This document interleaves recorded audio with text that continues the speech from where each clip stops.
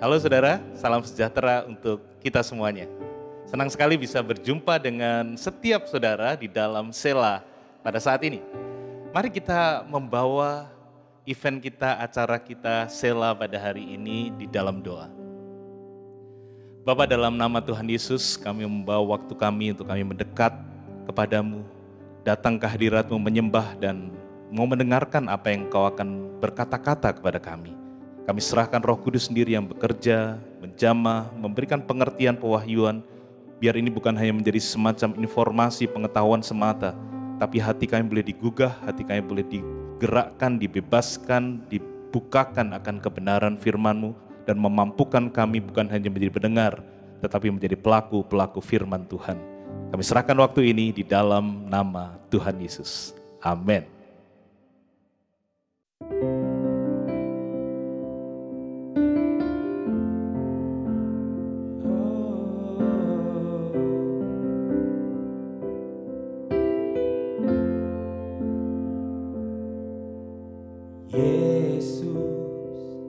Kau telah memulai segala yang baik dalamku.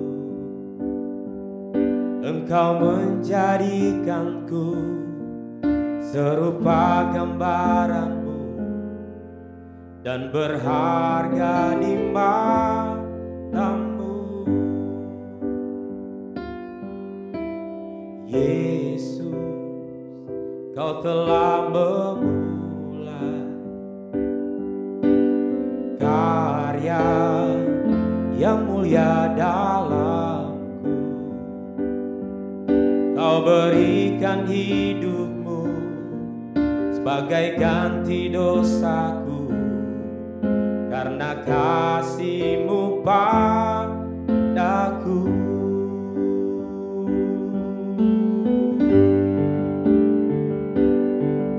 Sekarang ku memuji-Mu, Allah yang setia, yang tak pernah meninggalkan perbuatan tangan-Mu.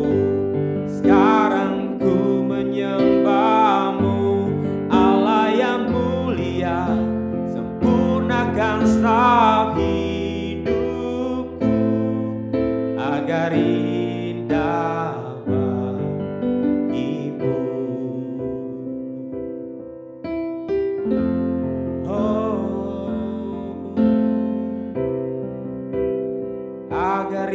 indah bagimu. Yesus, Kau telah memulai segala yang baik dalamku. Engkau menjadikanku serupa gambaran-Mu dan berharga di mata-Mu. Yesus, Kau telah memulai karya yang mulia dalamku.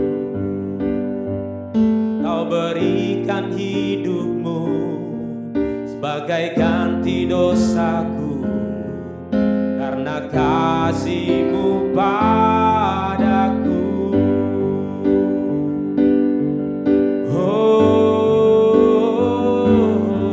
sekarang ku memuji-Mu, Allah yang setia, yang tak pernah meninggalkan perbuatan tangan-Mu. Sekarang ku menyembah-Mu, sempurnakan setiap hidupku agar indah bagiku.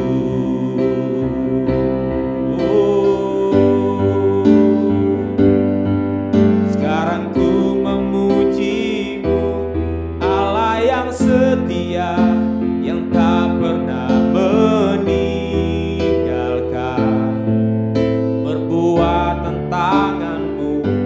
Sekarang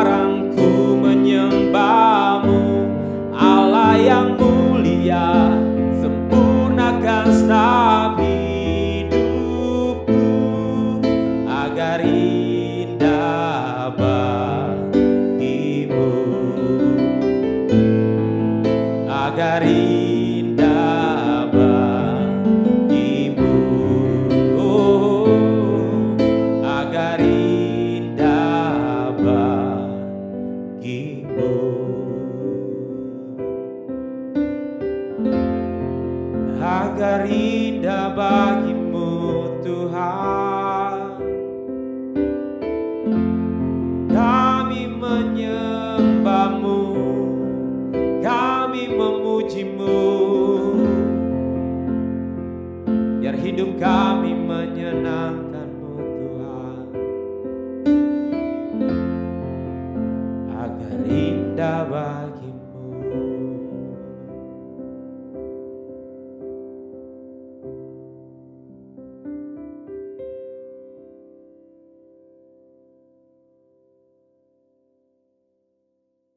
Are you in a relationship? Beberapa platform media sosial mencantumkan isian status bagi para anggotanya, di mana di sana biasanya ada pilihan single, married, atau jika sedang pacaran atau lagi dekat dengan seseorang, maka pilihan yang diberikan adalah in a relationship. Ada juga pilihan bagi yang punya hubungan tapi barangkali sedang bermasalah, dan pilihan yang diberikan adalah it's complicated. Jadi kata relationship atau hubungan ini memang sering dikonotasikan paling tidak di dunia maya sebagai status percintaan seseorang. Nah, tujuan sela kita pada hari ini adalah untuk kita menelaah kembali, menyegarkan kita semua tentang asal-usul serta makna yang sebenarnya dari relationship ini. Saudaraku, relationship itu dimulai oleh Allah, Sang Pencipta. Dialah yang menciptakan hubungan dan dialah yang memberikan pengertian, definisi yang benar tentang arti hubungan. Untuk kita bisa memahami hal ini, saya akan memulai dengan membahas secara singkat saja, tidak terlalu dalam, mengenai doktrin Tritunggal. Yaitu bahwa Allah itu satu dalam hakikat atau being yang memiliki tiga pribadi, yaitu Allah Bapa, Allah Putra, dan Allah Roh Kudus. Walaupun memang tidak ada kata Trinitas atau Tritunggal di Alkitab, namun ada banyak bagian di Alkitab yang menggambarkan dengan jelas, dengan gamblang tentang doktrin ini. Saya akan memberikan dua contohnya. Matius 3 ayat 16 sampai 17. Sesudah dibaptis, Yesus segera keluar dari air, dan pada waktu itu juga langit terbuka dan ia melihat Roh Allah seperti burung merpati turun ke atasnya, lalu terdengarlah suara dari sorga yang mengatakan, "Inilah anakku yang kukasihi, kepadanyalah aku berkenan." Di sini tergambar bagaimana tiga pribadi Allah berada dalam satu peristiwa, yaitu di dalam pembaptisan Yesus oleh Yohanes Pembaptis. Ada Yesus anak Allah yang adalah putra, ada Roh Allah yang seperti burung merpati, dan ada Allah Bapa yang berkata, bersuara dari sorga. Di dalam penciptaan kita juga bisa melihat dengan jelas bagaimana Allah yang satu bekerja melalui tiga pribadi yang berbeda. Kejadian 1 ayat 1 sampai 3. Pada mulanya Allah menciptakan langit dan bumi. Ini adalah Allah Bapa. Ayat 2, bumi belum berbentuk dan kosong, gelap gulita menutupi samudera raya, dan Roh Allah melayang-layang di atas permukaan air. Di sini adalah Roh Allah. Ayat 3, berfirmanlah Allah, jadilah terang. Lalu terang itu jadi. Ini adalah Sang Firman, yaitu Yesus yang di kemudian hari menjelma menjadi manusia, firman menjadi manusia. Jadi Allah itu satu hakikat yang memiliki tiga pribadi yang berbeda namun setara. Inilah salah satu yang membedakan antara Allah dan manusia, saudara. Kalau manusia itu satu hakikat dan satu pribadi pada saat yang sama. Saya secara hakikat adalah manusia dan saya adalah satu pribadi saja, orang yang Anda sedang saksikan saat ini di sela ini. Namun Allah itu satu hakikat, yaitu Dia Allah yang memiliki tiga pribadi yang setara pada saat yang bersamaan. Ketiganya bisa saling berhubungan satu dengan yang lain, namun ketiganya esa atau satu. Ini tentu saja adalah hal yang sering sulit dimengerti atau dipercayai oleh banyak orang. Namun jika kita memiliki pemahaman bahwa Allah itu maha kuasa dan tidak ada yang Dia tidak bisa lakukan, maka lebih mudah untuk kita bisa mempercayainya. Walaupun barangkali akal budi kita tidak bisa 100% memahaminya. Karena itu firman Tuhan yang berkata bahwa Allah adalah kasih hanya bisa masuk akal di dalam konteks Tritunggal ini. Karena kasih hanya bisa ada jika ada objek yang dikasihi.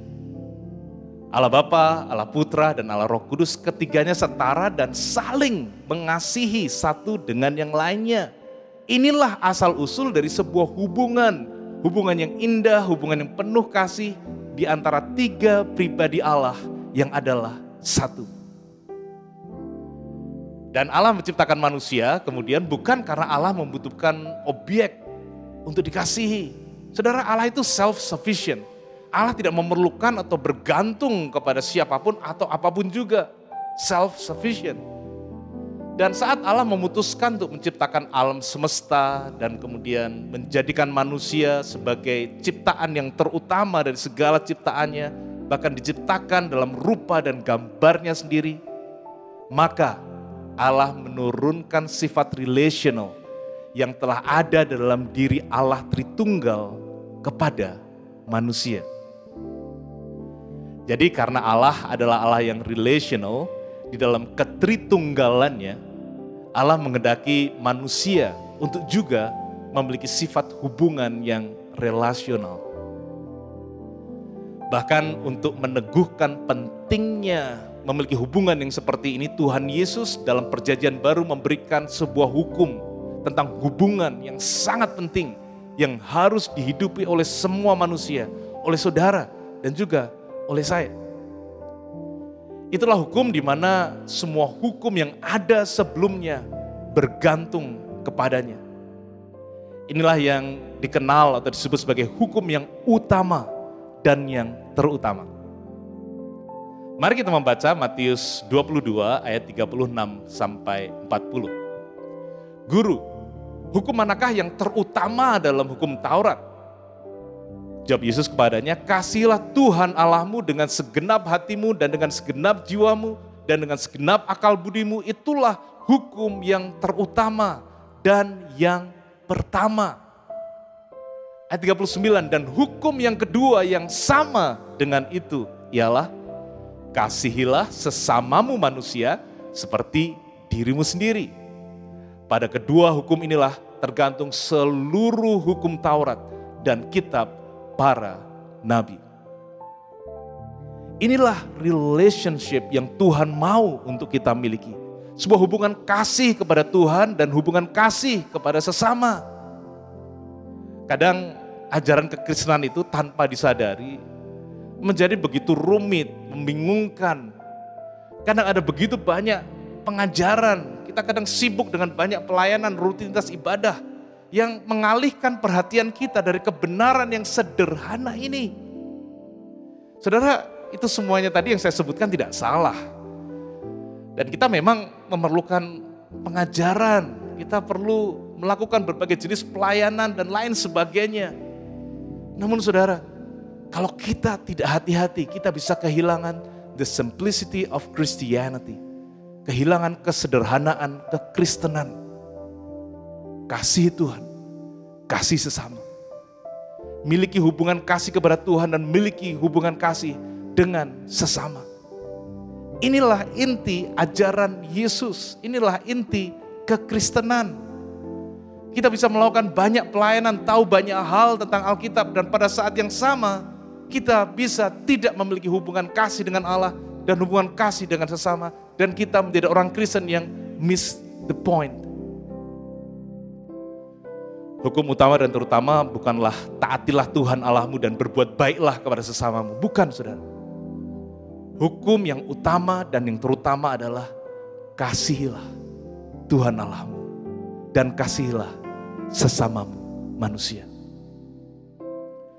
Dan namanya hukum, saudara, maka pastilah mengandung konsekuensi. Jika kita menaatinya, maka kita akan beroleh manfaat. Dan kalau kita melanggarnya sebaliknya, maka kita akan mendapatkan mudarat, istilahnya, atau kerugian. Hukum yang utama dan yang terutama ini secara sempurna digambarkan di dalam salib, saudara. Salib melambangkan hubungan vertikal antara Allah dengan manusia, dan juga hubungan horizontal antar manusia. Dan di tengah-tengahnya persimpangan itu terdapat kasih. Allah mengasihi manusia dan manusia diperintahkan untuk mengasihi Allah dan juga diperintahkan untuk mengasihi sesamanya. Saudara, setiap hubungan yang sehat pastilah dimotivasi dan dilakukan di dalam kasih dan bukan kewajiban. Yang menarik di sini adalah bahwa hubungan yang vertikal kita dengan Allah itu menyangga hubungan horizontal kita dengan sesama, saudara.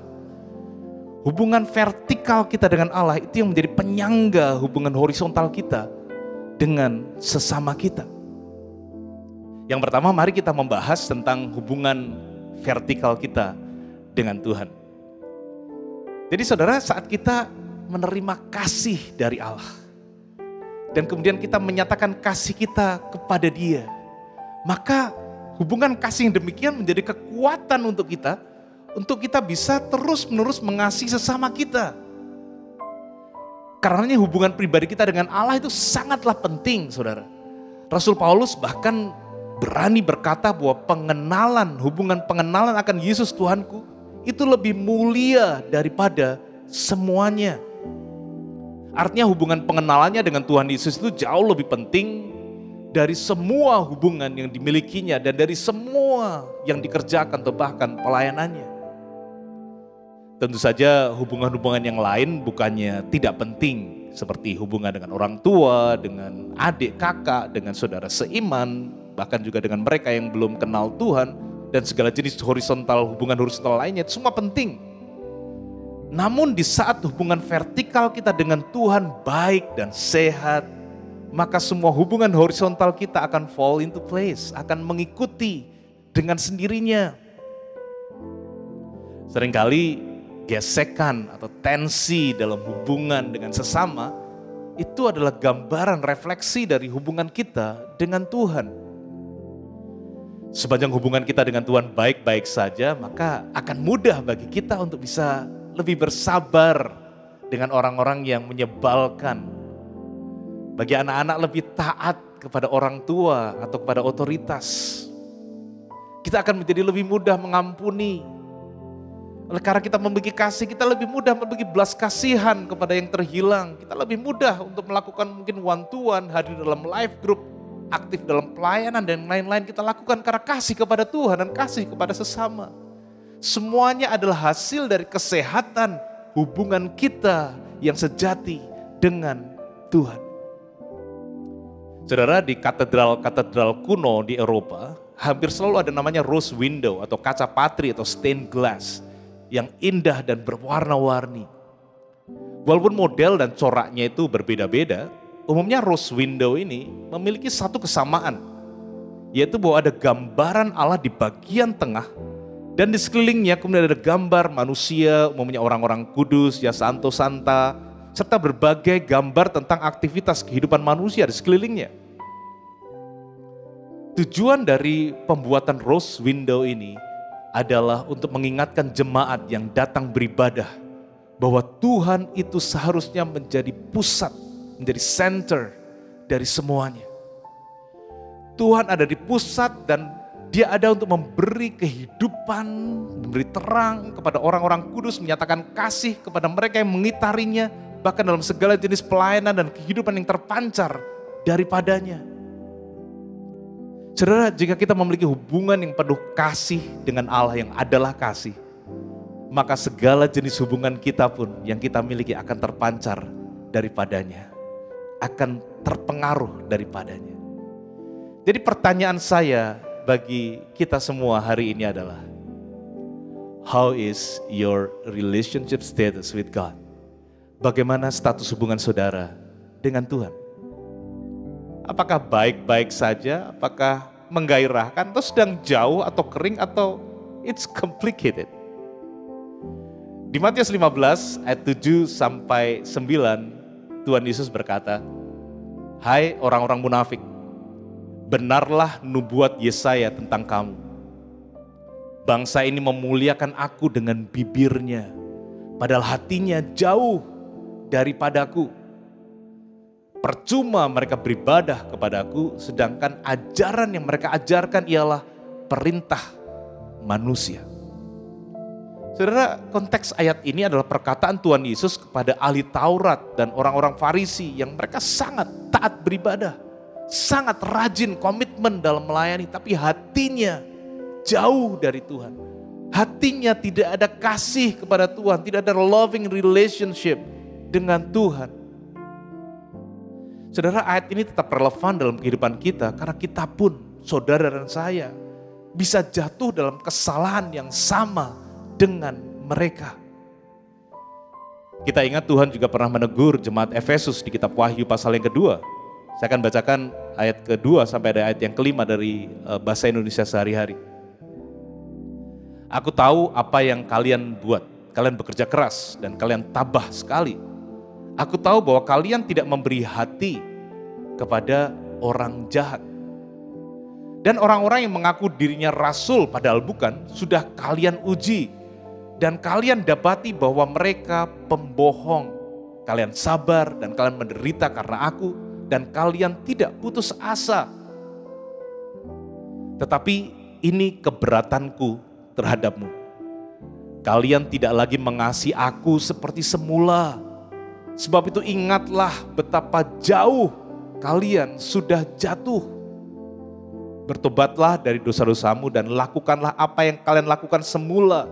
Kalau tidak, maka aku akan datang kepadamu dan mencabut kaki lampumu itu dari tempatnya.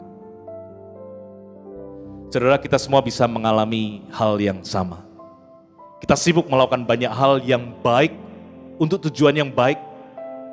Namun di hadapan Tuhan, apa yang kita lakukan tidak baik karena hati kita tidak baik. Saudara, apa yang harus kita lakukan sekarang jika status hubungan kita dengan Tuhan sedang tidak baik? Atau bahkan sudah tidak baik, kita tidak lagi memiliki kasih kepada Tuhan, gak ada rasanya apa-apa lagi dengan Tuhan. Wahyu pasal 2 tadi memberikan kepada kita 2 langkah praktis jika kita ingin kembali kepada hubungan cinta yang mula-mula dengan Tuhan. Yang pertama, kita harus bertobat. Yang berarti minta Roh Kudus untuk kita mengalami perubahan pikiran. Pertobatan itu adalah perubahan pikiran. Yaitu bahwa kita perlu memiliki pemikiran bahwa hubungan kita dengan Tuhan itu jauh lebih penting dari semua jenis hubungan. Itu lebih mendesak ketimbang semua jenis pelayanan. Dan itu meninggalkan hal-hal, artinya meninggalkan hal lain yang bisa menghalangi hubungan kita dengan Tuhan. Barangkali kebiasaan buruk, dosa atau yang lain-lain, kita harus tinggalkan, bertobat dari sana. Yang kedua adalah untuk kita melakukan lagi hal-hal yang dulu kita lakukan di awal-awal kita mengenal Tuhan. Jika dulu sudah rajin berdoa saat teduh, membaca Alkitab, ini waktunya lakukan lagi. Jika dulu saudara rajin bersekutu, rajin datang ibadah, saudara suka sekali beribadah, lakukan lagi. Jika saudara dulu rajin melayani, rajin bersaksi, menginjil dan lain sebagainya, lakukan lagi. Lakukan yang dulu biasa saudara lakukan, namun sekarang mungkin saudara jarang atau bahkan tidak melakukannya sama sekali. Baik, sekarang kita akan masuk ke dalam hubungan yang bersifat horizontal, hubungan dengan sesama. Ada banyak ayat di Alkitab tentang perintah untuk mengasihi sesama. Tapi saya akan fokuskan ke satu ayat saja atau 2 ayat sebenarnya, yaitu di Yohanes 13 ayat 34. Aku memberikan perintah baru kepada kamu, yaitu supaya kamu saling mengasihi, sama seperti aku telah mengasihi kamu, demikian pula kamu harus saling mengasihi. Inilah perintah baru, di mana kita harus saling mengasihi, saudara. Bukan lagi seperti kita mengasihi diri kita sendiri, tetapi seperti Yesus mengasihi kita. Perhatikan baik-baik, saudara. Inilah patokan kasih kita kepada sesama, sebagaimana Yesus mengasihi kita. Bagaimana Yesus mengasihi kita? Yesus mengasihi kita tanpa syarat. Dia mengasihi kita bukan hanya dengan perkataan, namun dengan rela mati bagi kita. Tidak ada kasih yang lebih besar daripada kasih seorang yang memberikan nyawanya untuk sahabat-sahabatnya. Saudaraku yang dikasihi Tuhan, itulah standar kasih kita kepada sesama. Kita bisa sangat mudah mengasihi seseorang yang mengasihi atau yang baik kepada kita. Namun perintah untuk mengasihi ini adalah perintah untuk mengasihi orang-orang yang bahkan tidak layak atau sulit untuk dikasihi. Inilah kekristenan itu. Inilah yang dimaksud dengan mengasihi sesama. Saya akan mengakhiri dengan mengingatkan kembali bahwa yang memampukan kita untuk bisa memiliki hubungan yang mengasihi dengan standar Allah adalah Allah sendiri. Tidak mungkin Allah memberikan perintah di mana kita tidak mampu melakukannya. Saya akan menutup dengan membacakan Yohanes 15 ayat 9 sampai 12. Seperti Bapa telah mengasihi aku, demikian juga aku telah mengasihi kamu. Tinggallah di dalam kasihku itu. Itu perkataan Yesus kepada murid-muridnya. Ayat yang ke-10. Jikalau kamu menuruti perintahku, kamu akan tinggal di dalam kasihku. Seperti aku menuruti perintah Bapakku dan tinggal di dalam kasihnya. Semuanya itu kukatakan kepadamu supaya sukacitaku ada di dalam kamu. Dan sukacitamu menjadi penuh. Ayat 12, inilah perintahku yaitu supaya kamu saling mengasihi seperti aku telah mengasihi kamu. Saudara yang dikasihi Tuhan, mari kita terus tinggal dalam relationship yang seperti ini. Tinggal dalam kasih, dalam loving relationship dengan Tuhan. Dan dari sanalah hati kita akan dipenuhi sukacita, akan dipengaruhi dan dipenuhi dengan kasih yang kemudian memampukan kita untuk menaati perintahnya, yaitu untuk saling mengasihi sesama, untuk bisa memiliki loving relationship dengan sesama. Pertanyaan saya kembali kepada saudara, how is your relationship with God? How is your relationship with others? Bagaimana hubungan saudara dengan Allah? Dan bagaimana hubungan saudara dengan sesama? Mari kita berdoa. Kami bersyukur Tuhan untuk kebenaran-Mu pada saat ini. Untuk Kau mengingatkan kami betapa pentingnya memiliki hubungan kasih dengan Allah dan memiliki hubungan kasih dengan sesama. Tolong setiap kami Tuhan, kalau kami sudah jauh dari kebenaran ini, kami sibuk melakukan hal-hal yang lain dan lupa akan inti dari pengajaran dan inti dari kekristenan, bawa kami kembali.